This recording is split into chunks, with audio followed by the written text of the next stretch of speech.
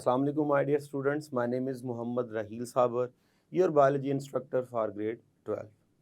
So आज के इस लेक्चर में हम डिस्कस करने जा रहे हैं चैप्टर नंबर 16 की एक्सरसाइज को। इस एक्सरसाइज में हम डिस्कस करेंगे चैप्टर 16 के कुछ इम्पॉर्टेंट एमसीक्यूज को और उसके शॉर्ट क्वेश्चंस को। इसमें हम इन तमाम शॉर्ट क्वेश्चंस को समझने और याद करने की अच्छी सी कोशिश करेंगे। तो आइए इनको स्टार्ट करते हैं। The first one is which of these is a direct source of energy for the muscle contraction? ATP, creatine phosphate, lactic acid, both A and B.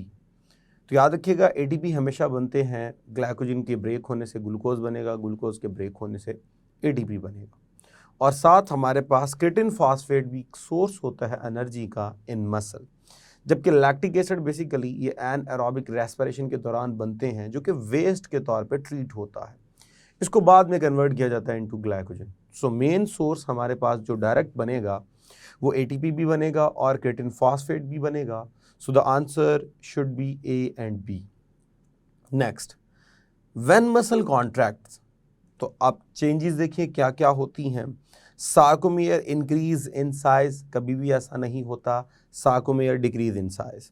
Myosin slide past the actin, जी बिल्कुल slides तो होते हैं ज़रूर। Lactic acid is produce, lactic acid कभी भी produce नहीं होता। बोथ ए एंड बी, तो ए एंड बी तो कभी भी नहीं हो सकता, तो आपके पास बीटा ऑप्शन ही बनती है, myosin slides past actin. Next, which of the following changes occur when the skeleton muscle contract, तो जब कॉन्ट्रैक्शन होगी क्या क्या होता है। अब अगर हम फर्स्ट की बात करें, द ए बैंड शॉर्टन, तो याद रखिएगा A band is exact equal to myosin, तो इसमें तो कभी भी चेंज नहीं आता। The I band shorten, definitely I band जो है वो ज़रूर शॉर्ट होता है।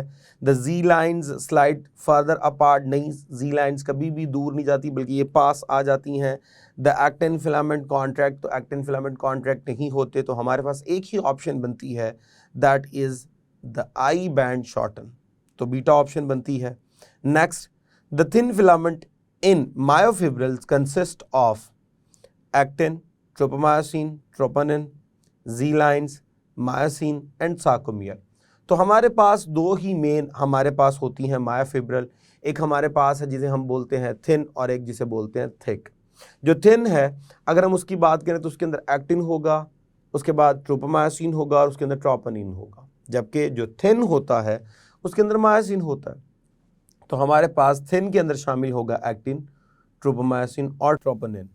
नेक्स्ट है, the contraction of the striated muscles is initiated by the release of the energy in the presence of acetyl choline, calcium ions, chloride ions and iron. तो याद रखिएगा जब भी स्टीराइटेड मसल कॉन्ट्रैक्ट करते हैं तो कैल्शियम का रिलीज होना बहुत ज़्यादा ज़रूरी है।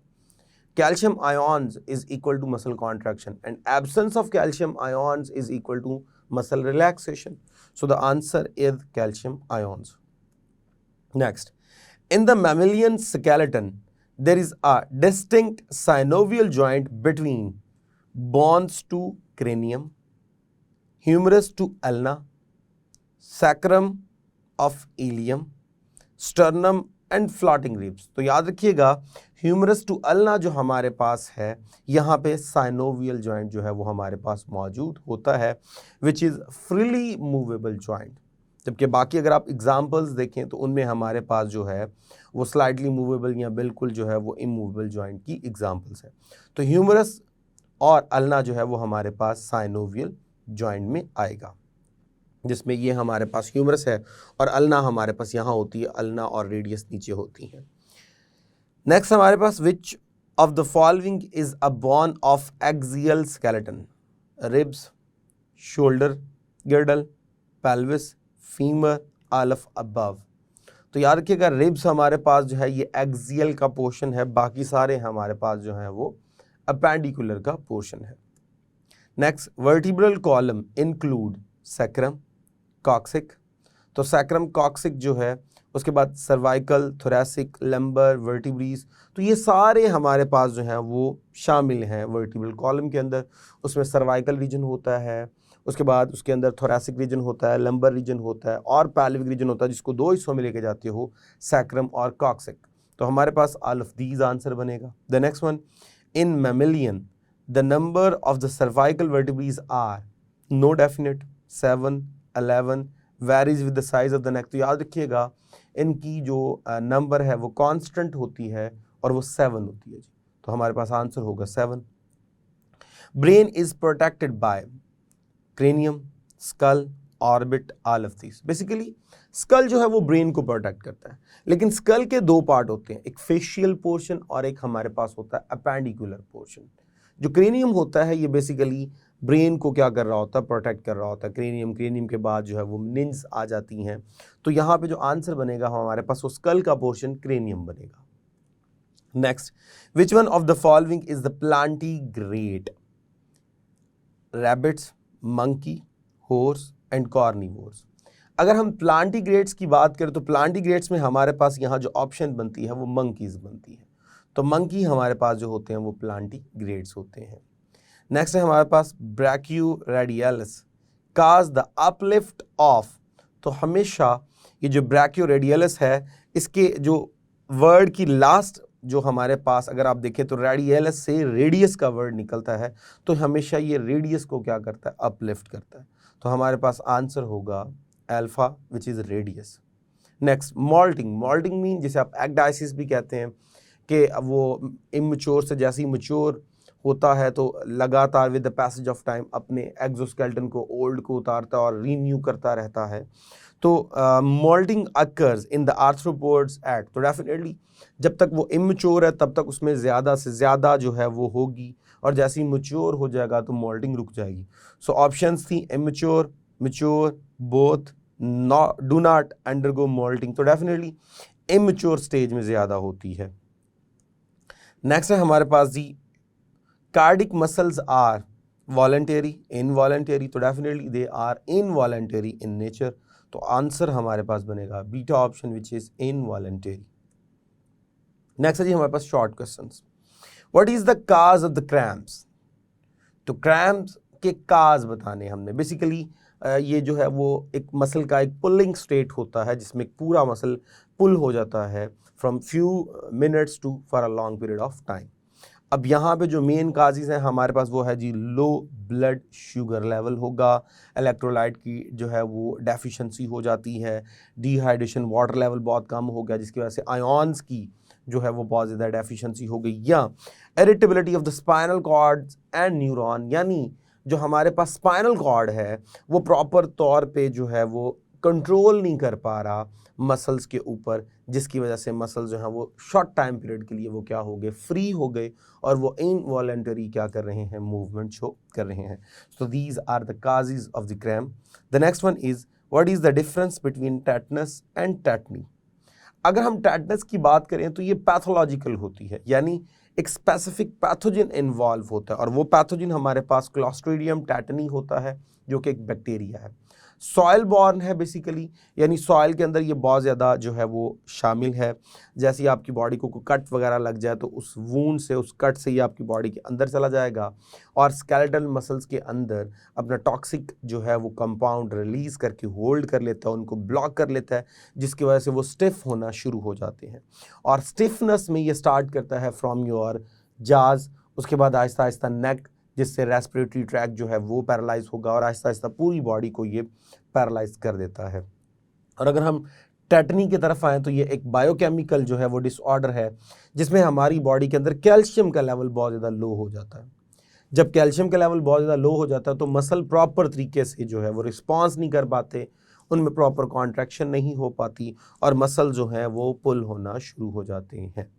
ज़्यादातर जो यहाँ पे इन्वॉल्व होते हैं वो हमारे पास जो है वो लेरिंक्स के मसल्स यहाँ पे इन्वॉल्व होंगे जो पुल हो जाते हैं, जिसकी वजह से रेस्पिरेटरी पैरालाइज हमें फेस करना पड़ता है। The next one is what is ligament? हम अगर बात करें कनेक्टिव टिश्यू की, तो कनेक्टिव टिश्यू में हमारे पास दो तरह के कनेक्टिव टिश्यूज़ होते हैं जो कि लिंकेज में इन्वॉल्व होते हैं। एक को टेंडन बोलते हैं, एक को लिगामेंट बोलते हैं। अगर हम बोन टू बोन लिंकेज की बात करें तो हमारे पास बोन टू बोन लिंकेज जो है वो हमेशा लिगामेंट की वजह से होती है। और अगर हम बात करें मसल टू बोन कनेक्शन तो वो हमेशा टेंडन की वजह से होती है। तो लिगामेंट हमारे पास बेसिकली वो कनेक्टिव टिश्यू होते हैं जो हमारे पास बोन टू बोन क्या कर रहे होते हैं, कनेक्शन कर रहे होते हैं। सो the next one is what is nutrition. हमारे पास बेशुमार प्लांट्स हैं जो जिगजैग मैनर में जो है वो शो करते हैं अपनी मूवमेंट को। अब बेसिकली उन प्लांट्स की अगर हम टिप की बात करें तो टिप का जो मेन पार्ट होता है उसे एपेक्स कहते हैं। एपेक्स में लगातार ऑक्सीजन पैदा होता है, सेल डिवाइड होते हैं और ग्रोथ होती रहती है। अब due to the unequal distribution of the oxygen, apex अपने कुछ पोर्शन को जो है वो ज़्यादा ग्रोथ में ले जाता है और कुछ पोर्शन को कम ग्रोथ में, जिसकी वजह से जिगजैग मैनर में ग्रोथ होना शुरू हो जाती है। तो किसी भी प्लांट की जो स्टेम का जो है वो जिगजैग मैनर में मूव करना, उसकी वजह बेसिकली क्या है, टिप के अंदर, एपिक्स के अंदर अनइक्वल डिस्ट्रीब्यूशन ऑफ ऑक्सीजन, जिसकी वजह से अनइक्वल सेल डिवीजन होगी, जिससे अनइक्वल क्या होगी, ग्रोथ होगी। इसे हम क्या बोलते हैं, nutrition. Next, how many ribs do not attach to the sternum. याद रखिएगा हमारे पास 12 पेयर होते हैं रिब्स के। जो लास्ट टू हमारे पास पेयर्स होते हैं which are 11 and 12, they are not attach with sternum, वो फ्री होते हैं, उन्हें हम बोलते हैं फ्लोटिंग रिब्स। तो हमारे पास 2 पेयर होंगे जो कि अटैच नहीं होते। नेक्स्ट है हाउ इज रिकेट्स प्रोड्यूस। तो रिकेट्स बेसिकली विटामिन डी की डेफिशिएंसी की वजह से होती है। विटामिन डी की डेफिशिएंसी जितनी ज़्यादा होती जाएगी, रिकेट्स की बीमारी उतनी ज़्यादा होती जाएगी, और कॉमनली ये हमारे चिल्ड्रंस के अंदर बहुत ज़्यादा फेमिलियर है। अगर हम उनको मिल्क दें या एग दें, मिल्क के अंदर और एग के अंदर बहुत ज़्यादा विटामिन डी होता है, तो फिर उनके अंदर जो है वो बोन स्ट्रेंथ में आती है, क्योंकि विटामिन डी और कैल्शियम दोनों का आपस में बहुत ज़्यादा रिलेशन है। अगर विटामिन डी होगा तो वो कैल्शियम को अपटेक करेगा, कैल्शियम अपटेक करेगा तो बोन जो है वो स्ट्रांग होगी। तो रिकेट्स की जो मेन वजह है वो विटामिन डी की डेफिशिएंसी है। और विटामिन डी का हमारे पास मेन सोर्स क्या है, तो हमारे पास एग हो गया, ये मेन सोर्स है। या हमारे पास जो है वो अगर हम अपनी बॉडी को एक्सपोज करें टुवर्ड्स सनलाइट, तो तब भी हमारे पास जो है अच्छा खासा वहाँ से हमें रिसीव होती है विटामिन डी। याद रखिएगा सूरज से हमें विटामिन डी नहीं मिलती, बेसिकली वो एनर्जी देता है जिससे हमारी स्किन खुद विटामिन डी बनाती है। और विटामिन डी फोर्टिफाइड मिल्क, यानी ऐसा दूध इस्तेमाल किया जाए जिसमें विटामिन डी शामिल हो। तो ये हमारे पास मेन उसकी जो है वो सोर्सेज हैं जो इस बीमारी को दूर कर सकते हैं। नेक्स्ट है what is the cause of the tetanus.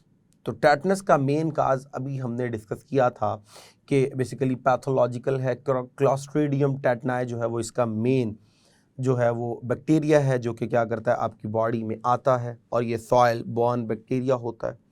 It will enter in your body from any kind of cut, any kind of wound. जब कभी आप सड़क वगैरह में कोई रोड एक्सीडेंट वगैरह आप फेस करते हो तो आपको बोला जाता है कि फ़ौरन आप टेटनस के क्या करें, इंजेक्शन लगाएं। अब इस बैक्टीरिया के अंदर एबिलिटी होती है कि ये बहुत ज़्यादा बॉडी के अंदर जाके स्पोर्स बना लेता है, और स्पोर्स का करेक्टर ये होता है कि they can tolerate for a long period of time to the unfavourable environment, जिससे ये बॉडी में अडेप्टेशंस करके हमारी बॉडी को ज़्यादा अच्छे तरीके से डैमेज कर सकता है। सो नेक्स्ट है हमारे पास how is muscle fatigue produce. So muscle fatigue की अगर बात करें तो सबसे बड़ा जो मेन सोर्स है यहाँ पे हमारे पास वो है जी एटीपी की डेफिशिएंसी। यहाँ एटीपी की डेफिशिएंसी हो जाती है। जब एटीपी की डेफिशिएंसी हो जाती है सो मसल्स के पास इतनी एनर्जी नहीं होती कि वो प्रॉपरली कॉन्ट्रैक्शन और रिलैक्सेशन कर सकें, तो वो स्टिफ होना शुरू हो जाते हैं। जब वो स्टिफ होंगे, रिजिड होंगे, तो डेफिनेटली आप मूव करेंगे तो आपको पेन जो है वो फेस करना पड़ेगी। अब इसमें एक प्रॉब्लम ये भी होती है कि मसल जो हैं वो एरोबिक से एन एरोबिक में शिफ्ट हो जाते हैं, जिससे बॉडी में लैक्टिक एसिड एक्यूमुलेट होता है और बॉडी की पीएच भी चेंज हो जाती है। अब जब एटीपी की अच्छी खासी डेफिशिएंसी है तो उस वक्त क्या होगा, जो एटीपी के बाद जो नेक्स्ट लेवल आता है वो एडीपी का आता है।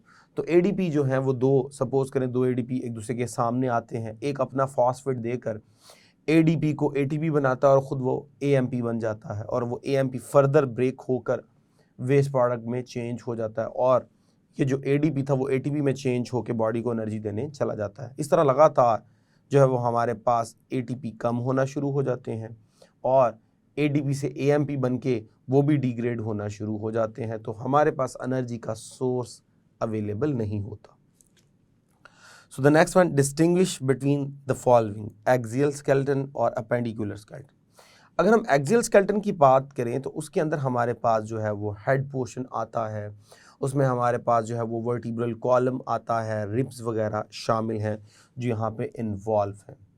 जबकि वो तमाम बोन्स, वो तमाम स्ट्रक्चर जो इस एक्सियल रीजन से बाहर की तरफ निकलते हैं, लेफ्ट और राइट निकलते हैं या लोअर साइड पे अटैच होते हैं वर्टिब्रल कॉलम के, वो हमारे पास अपेंडिकुलर स्केलेटन में आते हैं। उनको हम दो हिस्सों में कैटेगराइज करते हैं, एक पेक्टोरल गिर्डल और एक पैल्विक गिर्डल। पेक्टोरल गिर्डल जिसमें हमारे पास शोल्डर और आर्म्स आएंगे, और पैल्विक गिर्डल जिसमें हमारे पास जो है वो पैल्विक रीजन में हमारे पास कॉक्सियल बोन्स और हमारे पास जो है वो लेग्स शामिल हैं। नेक्स्ट है डिस्टिंग्विश बिटवीन फोटोटैक्टिक एंड कीमोटैक्टिक स्टिमुलस। फोटोटैक्टिक की अगर हम बात करें तो फोटो वर्ड ही बता रहा है हमें लाइट को, तो बेसिकली एक इस तरह की मूवमेंट जिसमें entire cell will move from one place to another place on the base of light. Stimulus यहाँ पे लाइट है। एग्जाम्पल, सेल के अंदर जब साइटोप्लाज्म मूव करता है from one place to another place, ताकि क्लोरोप्लास्ट को एक प्रॉपर लोकेशन पे लेके आया जाए ताकि वो मैक्सिमम लाइट की एनर्जी को क्या कर सके, अब्जॉर्ब कर सके, उसे हम साइक्लोसिस कहते हैं, वो फोटोटैक्टिक है। और अगर हम कीमोटैक्टिक की बात करें तो chemotactic basically the movement of the entire cell और the part of the body of the plant from one place to another place on the base of chemical. मिसाल के तौर पे हमारे पास जो ब्रायोफाइट्स होते हैं उनमें जब स्पर्म मूव करता है from one place to another place, तो वो हमेशा हमारे पास कीमोटैक्टिक होती है। नेक्स्ट है जी हमारे पास distinguish between osteocytes and osteoblast. तो बॉन्स के हमारे पास तीन तरह के सेल्स होते हैं, ऑस्टियोब्लास्ट, ऑस्टियोक्लास्ट, ऑस्टियोसाइट्स। अगर हम ऑस्टियोसाइट्स की बात करें तो these are mature bone cells, और अगर हम ऑस्टियोब्लास्ट की बात करें तो these are bone forming cells, जो बॉन को बना रहे होते हैं। अगर बात की जाए जब बेबी प्रोड्यूस होता है तो उसमें जो है वो बॉन्स की तादाद बहुत ज़्यादा होती है और कार्टिलेज भी बहुत ज़्यादा होता है, तो कार्टिलेज को रिप्लेस करके बॉन्ड करना, वो भी काम जो है वो किसका होता है, ऑस्टियोब्लास्ट का होता है। और एक सेल्स होते हैं जिन्हें हम ऑस्टियोक्लास्ट कहते हैं। ऑस्टियोक्लास्ट का काम होता है बॉन्ड को डिसॉल्व करना। सो हमारे पास तीनों सेल्स जो है वो यहाँ पे डिस्कस हो गए। So the next one is distinguish between brachialis and brachioradialis. अगर ब्रैकियालस की बात की जाए तो बाइसेप के नीचे ये एक मसल जो है वो मौजूद होता है, जो कि बाइसेप इसके ओरिजिन होगा और अल्ना इसका जो है वो क्या होगा, इंसर्शन होगा, और ये अल्ना को अपलिफ्ट करने में इन्वॉल्व होता है। और अगर ब्रैकियोरेडियालस की बात करें तो ये भी बाइसेप के नीचे होता है, इसका ओरिजिन जो है वो बाइसेप होगा और इसका इंसर्शन जो है वो रेडियस होगा, और जब ये कॉन्ट्रैक्ट करेगा तो ये रेडियस को अपलिफ्ट करने में इन्वॉल्व होगा। नेक्स्ट है जी distinguish between origin and insertion. Muscle जब भी बॉन के साथ अटैच होते हैं तो दो मेन रीजन होते हैं, एक ओरिजिन हमेशा इमूवेबल बॉन होगी जहाँ पे बॉन मूव नहीं करेगी, और इंसर्शन हमेशा वो पॉइंट ऑफ अटैचमेंट है मसल का जहाँ पे बॉन क्या कर सकती है, मूव कर सकती है। So the next one is distinguish between bone and cartilage. हमारे पास जो मोस्ट कनेक्टिव टिश्यू है, मोस्ट रिजिड कनेक्टिव टिश्यू, वो हमारे पास बॉन होता है। अब बॉन की अगर हम बात की जाए तो बॉन के अंदर जो आउटर रीजन होता है उसे हम कॉम्पैक्ट कहते हैं, इनर रीजन को हम जो है स्पॉन्जी कहते हैं, जिसके अंदर ब्लड वेजल्स भी होंगी, बॉन मैरो भी होगा, ब्लड वेजल्स भी होंगी, नर्व्स भी होंगी। और अगर हम कार्टिलेज की बात करें तो पहली बात ये इलास्टिक जो है वो कनेक्टिव टिश्यू है, और इसके लिविंग सेल्स को कॉन्ड्रोसाइट्स कहते हैं। याद रखिएगा, कार्टिलेज के अंदर कभी भी ब्लड वेजल्स नहीं होती, इनके अंदर नर्व्स नहीं होती। तो ये बहुत बड़ा डिफरेंस है कि बॉन के अंदर ब्लड वेजल्स भी होंगी, नर्व्स भी होंगी, बॉन मैरो भी होगा। कार्टिलेज के अंदर बॉन मैरो भी नहीं होता, ब्लड वेजल्स भी नहीं होती, नर्व्स भी नहीं होती। बॉन एक हार्ड रिजिड कनेक्टिव टिश्यू है और कार्टिलेज हमारे पास जो है वो एक सॉफ्ट कनेक्टिव टिश्यू है, और मोस्टली ये ज़्यादातर जो है वो जॉइंट्स जहाँ पे इन्वॉल्व होते हैं वहाँ पे ज़्यादा होता है। So the next one is distinguish between troponin and tropomyosin. अगर हम बात करें ट्रोपोनिन की, तो ट्रोपोनिन हमारे पास जब हम बात करते थे थिन फिलामेंट, तो थिन फिलामेंट में हमारे पास एक्टिन था, ट्रोपोनिन था, ट्रोपोमायसिन था।